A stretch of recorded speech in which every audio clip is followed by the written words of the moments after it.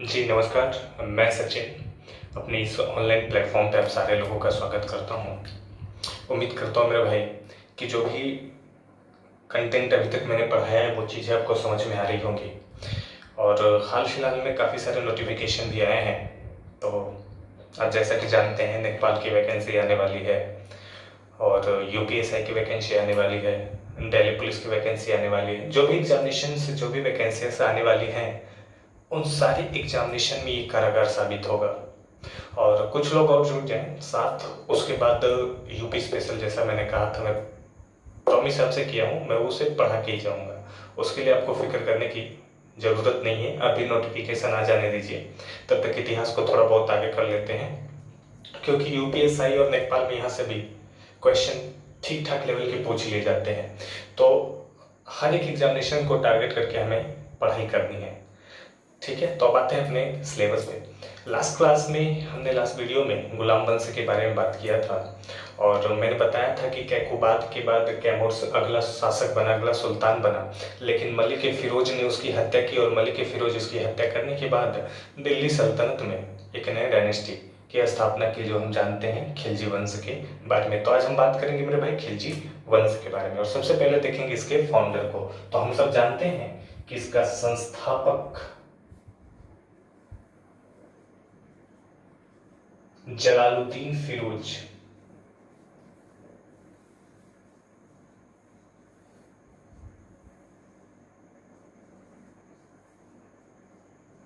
खिलजी को माना जाता है और इसका शासनकाल है 1290 से 1296 तक। इसके अलावा हम सब जानते हैं इसका the actual name of Jalaluddin Firoz Khilji was Malik Firoz. इसका वास्तविक नाम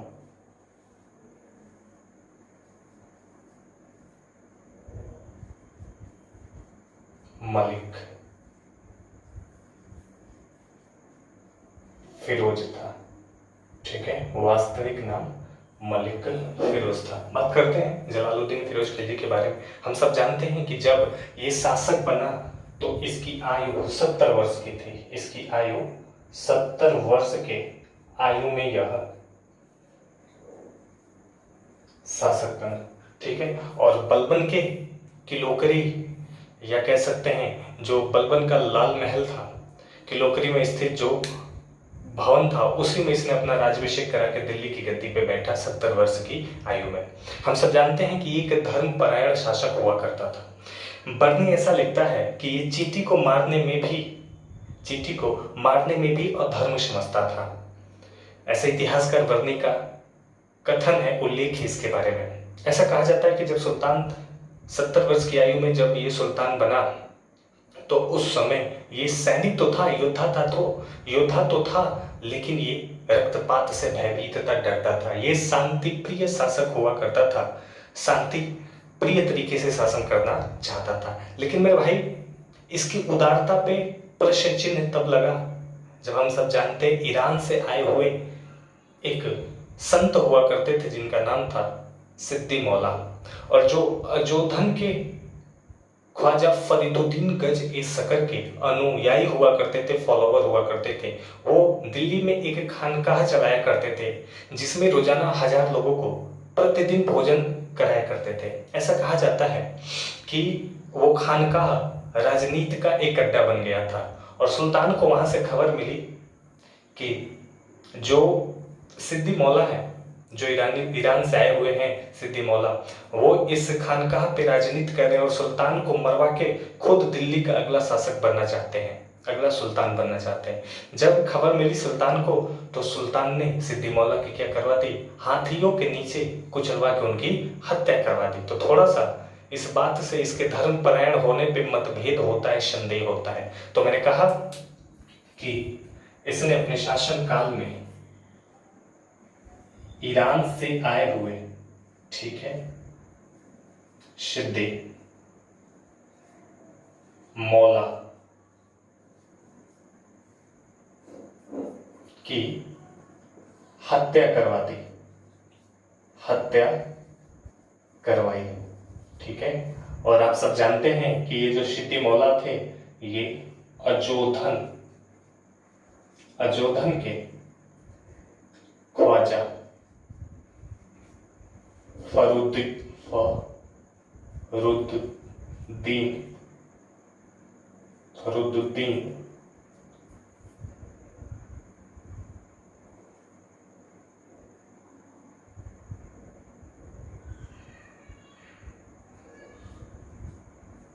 गज ए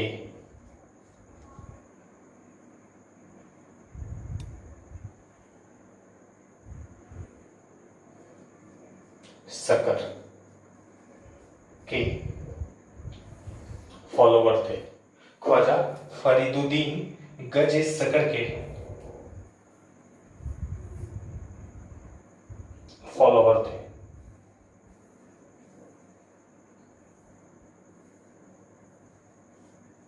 ऐसे फरीदुद्दीन गज ए सकर के फॉलोवर हुआ करते थे और इनकी हत्या करवा दी किसने? इनकी हत्या करवा दी जलालुद्दीन फिरोज खिलजी ने हाथियों के नीचे कुचलवा के। और ये दिल्ली में खानकाह चलवाया करते थे, खानकाह चलवाया करते थे जिसमें प्रतिदिन 1000 लोगों को भोजन कराया करते थे। ठीक है, भोजन कराया करते थे। तो इसके धर्म पलायन पे संदेह जाता है और ये कितना धार्मिक था इस बात पे संदेह जाता है क्योंकि इसने मैंने बताया कि क्षिति मौला की क्या करवा दी थी, हत्या करवा दी थी। ठीक है, उम्मीद करता हूं इतनी बातें आपको समझ में आई होंगी। इसके अलावा बात करते हैं इसके शासनकाल के बारे में। तो हम सब जानते हैं कि इसके शासनकाल में मलिक छज्जू जो बलबन का ही भतीजा हुआ करता था, बलबन के समय में काड़ा मानिकपुर का गवर्नर हुआ करता था। लेकिन हम सब जानते हैं जब बलबन की मृत्यु हुई तो खिलजी शासन फिरोज शाह खिलजी गद्दी पे बैठा और मलिक छज्जू ने फिरोज शाह खिलजी के खिलाफ विद्रोह किया और विद्रोह करके अपने आप को कड़ा मानिकपुर का स्वतंत्र शासक घोषित कर दिया और अपने नाम के सिक्के भी चलवाए। जब इस बात का पता लगा जलालुद्दीन फिरोज खिलजी को तो जलालुद्दीन फिरोज खिलजी ने अपने पुत्र अरकली खान को आक्रमण करने के लिए भेजा। अरकली खान ने मलिक छज्जू पे आक्रमण किया और मलिक छज्जू पे आक्रमण करके मलिक छज्जू को बंदी बना लिया। ऐसा कहा जाता है कि सुल्तान के सम्मुख प्रस्तुत किया गया लेकिन सुल्तान ने मलिक छज्जू को माफ कर दिया और उसे अरकली खान के साथ मुल्तान भिजवा दिया गया और कड़ा मानिकपुर का इक्तेदार या गवर्नर नियुक्त किया गया। इसी का एक भतीजा और दामाद हुआ करता था अलाउद्दीन खिलजी। तो बात करते हैं मलिक छज्जू के बारे में। मैंने कहा कि इसके शासनकाल में कारा मानिकपुर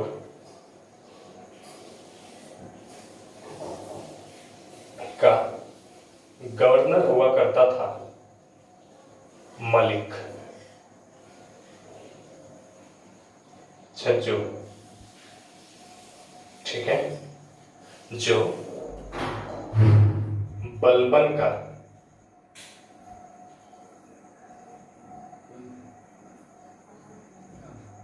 भतीजा था। ठीक है, इसके अलावा मैंने बताया कि मलिक छज्जू का विद्रोह हुआ। मलिक छज्जू ने विद्रोह किया और इस विद्रोह को अरकली खान के द्वारा अरकली नेतृत्व अरकली खान के द्वारा कंट्रोल किया गया। ठीक है, और मलिक छज्जू को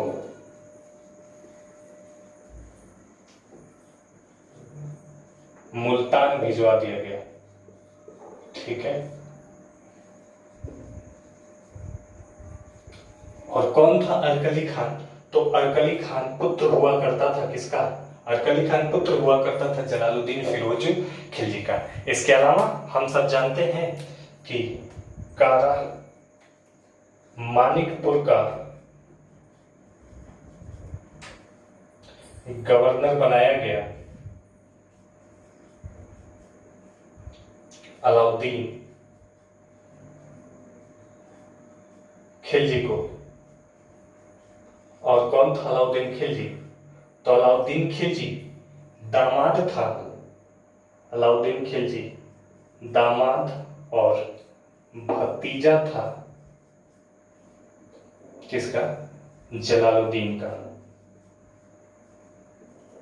ठीक है, अलाउद्दीन खिलजी दामाद और भतीजा हुआ करता था जलालुद्दीन फिरोज खिलजी का। और जैसे ही मलिक छज्जू का दमन किया अरकली खान ने, सुल्तान ने मलिक छज्जू को माफ कर दिया और मुल्तान भिजवा दिया अरकली खान के साथ। अरकली खान उस समय मुल्तान का गवर्नर हुआ करता था, जो जलालुद्दीन फिरोज खिलजी का दूसरा पुत्र हुआ करता था। इसके अलावा हम सब जानते हैं कि कारा मानिकपुर का गवर्नर नियुक्त कर दिया गया अलाउद्दीन खिलजी को। और अलाउद्दीन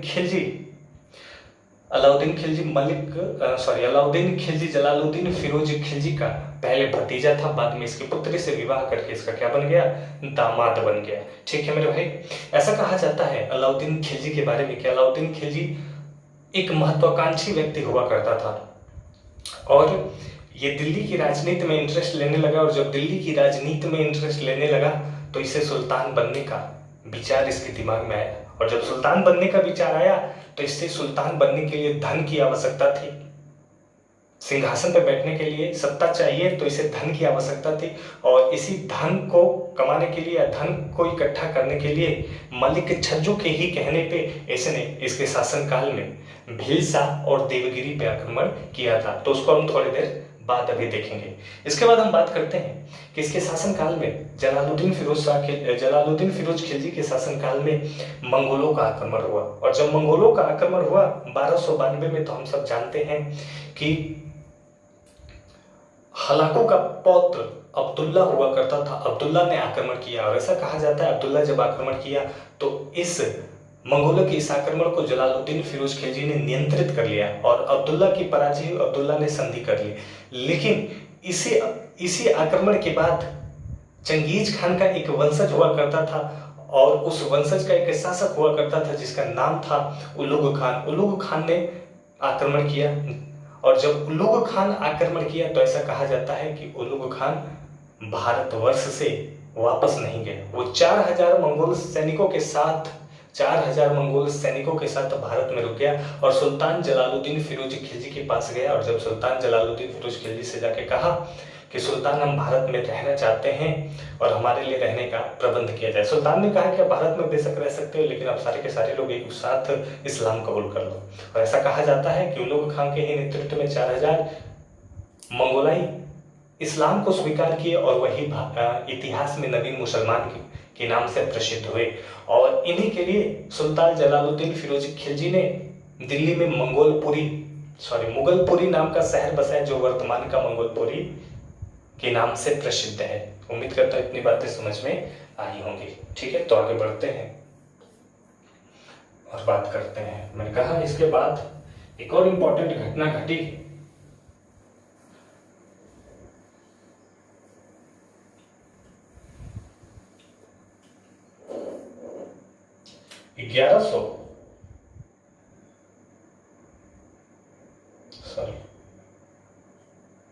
1292 में हुआ मंगोलों का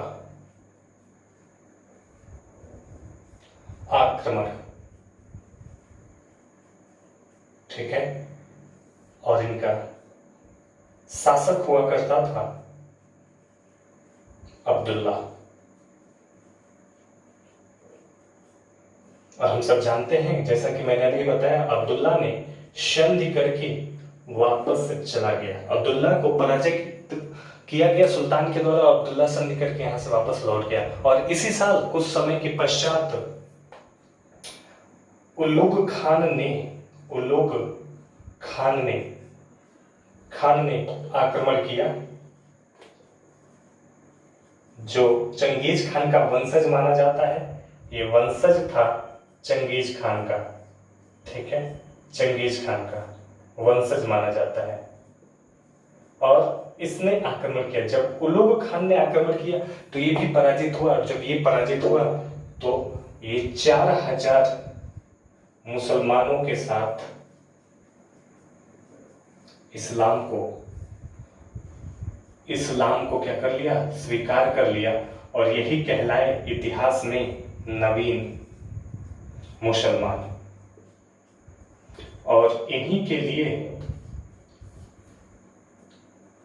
मंगोलपुरी या मुगलपुर शहर बसाया गया, जो वर्तमान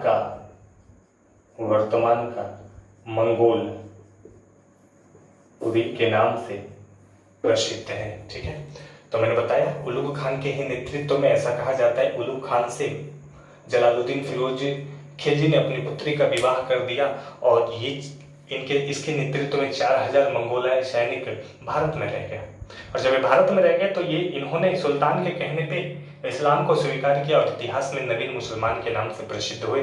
और इन्हीं के रहने के लिए मुगलपुरी या मंगोलपुरी शहर बसाया गया, जो वर्तमान में दिल्ली में एग्जिस्ट करता है। ठीक है, इसके बाद आगे हम बात करें तो मैंने जैसा कि अभी आपको बताया कि अलाउद्दीन खिलजी महत्वाकांक्षी हुआ करता था, और दिल्ली के सिंहासन, दिल्ली की सत्ता में इसे धीरे धीरे रुचि होने लगी।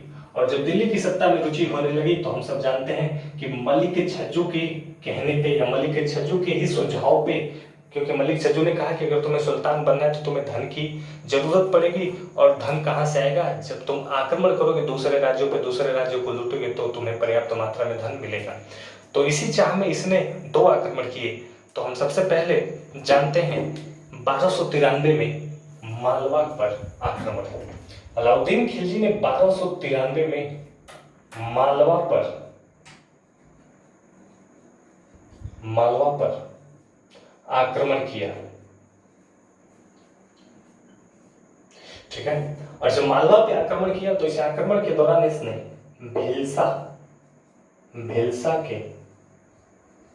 भेलसा किले को लूटा, और यहां से अपार धन संपत्ति प्राप्त हुई। मालवा पे आक्रमण के दौरान भेलसा किले को लूटा, अपार धन संपत्ति प्राप्त हुई, और वापस कारा चला आया। और जब ये कारा आया तो जैसा कि हम सब जानते हैं, जो खुम्स का कर था, खुम्स जो मैंने आपको पढ़ाया था, खुम्स के अनुसार इसने 1/5 भाग भिजवा दिया किसको, सुल्तान को।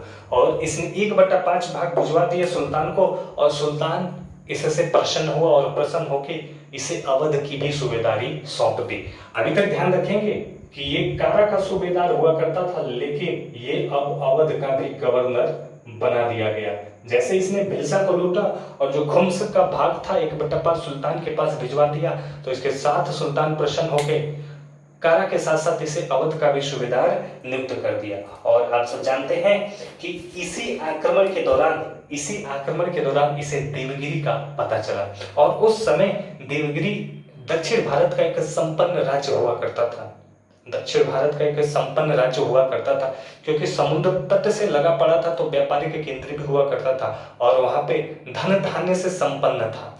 हीरे जवाहरात रतन आदि पर्याप्त मात्रा में उपलब्ध थे। और जब भिलसा पे आक्रमण किया तो क्योंकि इसका उद्देश्य था धन की प्राप्ति, तो इसे देवगिरी के बारे में पता चला। और हम सब जानते हैं कि देवगिरी जो आधुनिक दौलताबाद है, वहां पे यादव डायनेस्टी चला करती थी, और यादवों का शासक रामचंद्र देव हुआ करता था, और उसका पुत्र शंकर देव हुआ करता था। इसके बाद इसने 1296 में जलालुद्दीन के परमिशन के बिना, उससे इजाजत लिए बिना अलाउद्दीन देवगिरी के लिए निकल गया।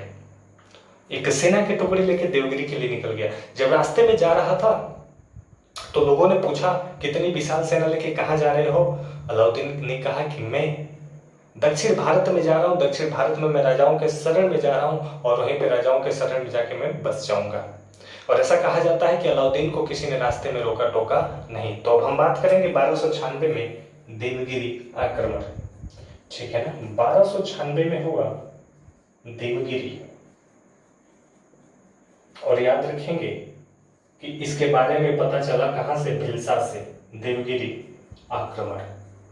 और दूसरी बात याद रखेंगे कि ये मुसलमानों का प्रथम आक्रमण था। ये प्रथम आक्रमण था दक्षिण में।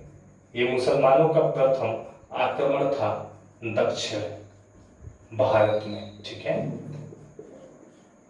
और देवगिरी में यादव वंश चल रहा था और इस वंश का शासक रामचंद्र देव और इस रामचंद्र देव का पुत्र हुआ करता था शंकर देव। और ऐसा कहा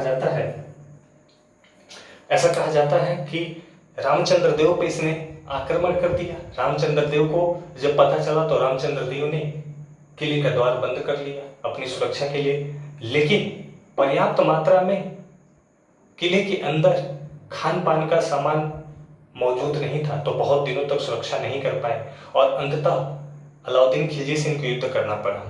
और उस समय शंकर देव राज्य से, राजधानी से बाहर था। ऐसा कहा जाता है कि अलाउद्दीन खिलजी ये अफवाह फैला दिया कि दिल्ली से और 20,000 सेना आ रही है, 20,000 सैनिक और आ रहे हैं। रामचंद्र देव अलाउद्दीन खिलजी को पराजित ही करने वाले थे। अलाउद्दीन खिलजी सेना की एक टुकड़ी बाहर छोड़ रखा था और पराजित ही होने वाले थे। तब तक अलाउद्दीन खिलजी ने कहा रामचंद्र देव से कि दिल्ली से 20,000 सेना और चल रही है जो आ रही है। रामचंद्र देव डर गए और संधि कर लिए। और जब रामचंद्र देव संधि कर लिए तो इस बात की खबर मिली शंकर देव को। शंकर देव तुरंत राजधानी पहुंचा और अलाउद्दीन खिलजी पे आक्रमण कर दिया। ऐसा कहा जाता है कि अलाउद्दीन खिलजी जब पराजित होने वाला था तो उसने दुर्ग के बाहर जो सैनिक छोड़े थे वो सैनिक अचानक से किले में प्रवेश कर गए और शंकर देव को ऐसा लगा कि जो अलाउद्दीन खिलजी दिल्ली से आ रही सेना उसके बारे में उल्लेख किया था वही ये सेना है। और इस तरह से शंकर देव भी आत्मसमर्पण कर दिया, उसने संधि कर लिया। कुछ इतिहासकारों का मत है कि संधि के दौरान अपार धन संपत्ति लेके आया अलाउद्दीन खिलजी और रामचंद्र देव अपनी पुत्री से विवाह भी करा दिए थे अलाउद्दीन खिलजी का। ठीक है, इसके बाद हम सब जानते हैं कि अलाउद्दीन खिलजी जब ये लूट करके आया, जब अलाउद्दीन खिलजी ये लूट करके आया तो इस समय जो सुल्तान हुआ करते थे, ठीक है, सुल्तान हुआ करते थे वो ग्वालियर में थे। सुल्तान यानी जलालुद्दीन फिरोज खिलजी ग्वालियर में था और अलाउद्दीन खिलजी देवगिरी पे आक्रमण के दौरान लूटे हुए संपत्ति को लेके दिल्ली ना जाके सीधे कारा मानिकपुर पहुंचा। उस समय जलालुद्दीन फिरोज खिलजी का सेनापति हुआ करता था अहमद चाप। अहमद चाप ने जलालुद्दीन फिरोज खिलजी से कहा कि इसे चंदेरी के पास रोक लिया जाए। अलाउद्दीन खिलजी को चंदेरी के पास रोक लिया जाए, नहीं तो अगर ये चला जाएगा कारा तो ये हमारे खिलाफ षड्यंत्र कर सकता है। लेकिन सुल्तान इस बात पे ध्यान नहीं दिया। अलाउद्दीन खिलजी बिना रोक टोक के कारा पहुंचा। जब अलाउद्दीन खिलजी बिना रोक टोक के कारा पहुंचा तो अलाउद्दीन खिलजी ने पत्र व्यवहार किया और पत्र व्यवहार के माध्यम से उसने सुल्तान से क्षमा मांगी इस लूट का, क्योंकि हम सब जानते हैं कि इस लूट के बारे में सुल्तान से उसने अनुमति नहीं लिया था। अलाउद्दीन खिलजी का एक भाई हुआ करता था अल्मास बेग। अल्मास बेग सुल्तान के करीब था या राजधानी दिल्ली में सुल्तान के दरबारियों में मौजूद था। उसके पास पत्र भेजा गया और पत्र में उसने माफी मांगा। उसने कहा कि मुझे अफसोस है, मैं सुल्तान से क्षमा मांगता हूं और मैं सुल्तान से वादा करता हूं जो भी लूट मैंने की है देवगिरी से वो मैं सुल्तान को सौंप दूंगा, लेकिन मेरी एक शर्त है कि सुल्तान कारा आए। अगर कारा सुल्तान नहीं आएंगे तो मैं या तो बंगाल भाग जाऊंगा नहीं तो आत्महत्या कर लूंगा। जैसे पत्र मिला अल्मास बेग ने फिर से अल्मास बेग ने जैसे ये सुनाया पढ़ के अहमद चाप ने सुल्तान को सचेत किया। उसने कहा कि ये अलाउद्दीन खिलजी का क्या है, एक रणनीति है, एक षड्यंत्र है, वो आपको बुला के आपकी हत्या करवाना चाहता है। लेकिन सुल्तान इस बात पे ध्यान नहीं दिए। उन्होंने कहा कि अगर मैं नहीं जाऊंगा तो भावुक व्यक्ति है, आत्महत्या कर सकता है। अल्मास बेग ने कहा कि आप बिना सेना के जाइएगा, अगर आप सेना के साथ गए तो हो सकता है अलाउद्दीन भय के मारे डर के यहाँ से भाग जाए। एक और दुविधा थी सुल्तान के सामने। सुल्तान ने कुछ सैनिकों को स्थल मार्ग से कारा के लिए रवाना किया और खुद जल मार्ग से मानिकपुर पहुंचे। जब मानिकपुर पहुंचे तो अलाउद्दीन कारा छोड़ के मानिकपुर गया और सुल्तान जब जहाज से उतरे तो चरणों में जाके सुल्तान के गिर गया। ठीक है, और जहाज का मतलब है भाई पानी वाला, ठीक है ना। तो सुल्तान की चरणों में जाके गिर गया और सुल्तान ने उसे गले लगा लिया।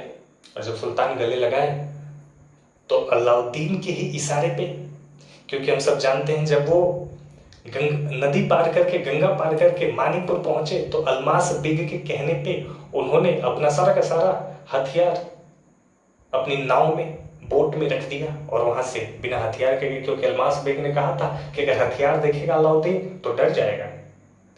तो इस प्रकार से जब पहुंचे तो अलाउद्दीन खिलजी, जलालुद्दीन फिरोज खिलजी के चरणों में गिर गया। जलालुद्दीन फिरोज खिलजी उत्साहित होकर उसे गले लगाए, लेकिन अलाउद्दीन के इशारे पे मोहम्मद सुल्तान ने जलालुद्दीन फिरोज खिलजी के पीछे से वार कर दिया, अपना छोरा उनकी पीठ में भोंक दिया। जलालुद्दीन कराहता हुआ चिल्लाता उसने कहा कि अरे दुष्ट अलाउद्दीन, तूने ये क्या कर दिया। अपनी नाव की तरफ भागा, लेकिन एक और सैनिक हुआ करता था अलाउद्दीन का। जैसे सुल्तान जलालुद्दीन अपने बोट की तरफ भागे, इख्तियारुद्दीन हुद जो इसका एक और सैनिक हुआ करता था, अलाउद्दीन ने इसे इशारा किया और ये देर ना करते हुए जलालुद्दीन फिरोज खिलजी का सर धड़ से अलग कर दिया। और ऐसा कहा जाता है कि अवध, कारा, मानिकपुर, ये पूरी सीमाओं में सुल्तान का सर घुमाते हुए अलाउद्दीन दिल्ली पहुंचा। इधर अरकली खान जो मुल्तान का गवर्नर हुआ करता था, सिंहासन का दावेदार था, और भी इसके जो पुत्र हुआ करते थे, सारे के सारे लोगों को मरवा दिया, कुछ लोगों को अंधा करवा दिया और सबकी हत्या करवा के अलाउद्दीन खिलजी दिल्ली का शासक बना। तो उम्मीद करता हूँ आपको बात समझ में आई होंगी। तो मैंने बताया यादव डायनेस्टी रामचंद्र देव, शंकर देव हुआ करते थे, और इसके बाद 1296 में अलाउद्दीन खिलजी ने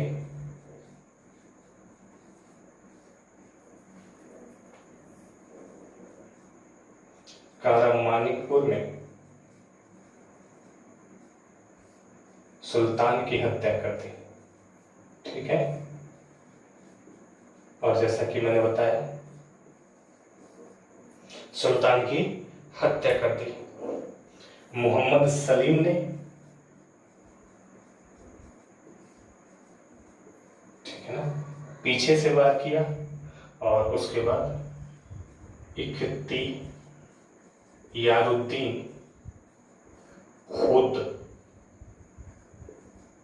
हुद ने सुल्तान का सर काट लिया। ठीक है, सुल्तान का सर काट लिया। और जैसा कि मैंने बताया जलालुद्दीन फिरोज खिलजी का एक सेनापति हुआ करता था, जलालुद्दीन का